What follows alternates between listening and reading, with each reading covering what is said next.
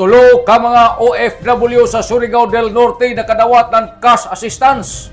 Tuyo ka mga benepisyaryo ang nakadawat ng financial na tabang ubos sa agarang kalinga at saklolo sa mga OFW na nangangailangan Action Fund Program sa taghibo na distribution niadto nga Nobyembre 7 tuig 2025 sa Provincial Piso Surigao del Norte Office. Ana seremonyas taga-panguyuan sa mga personahe sa Piso Surigao del Norte iban an espesyal na bisita na si Mr. Eval Maquinano.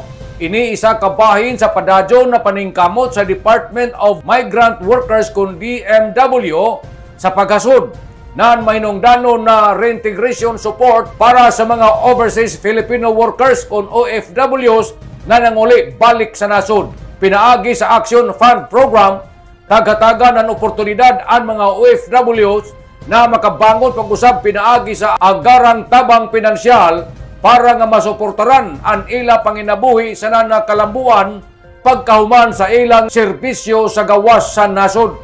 Ana DMW sa Piso Surigao del Norte nagapadayag sa ila tinud-anay na suporta sa pagmahal sa mga bag-o na bayani pinagi sa mga programa na nagpalig-on sa ila kapabilidad sa naghatag ng tinuod na paglaom para sa mas lig-on na kinabuhi. Nanukad gikan diri sa Kapitolyo ini si Marisioners Marconsim Vlogs. Mario Cunali si Murlan Mulaong salamat. Marajaw na adlaw natong tanan.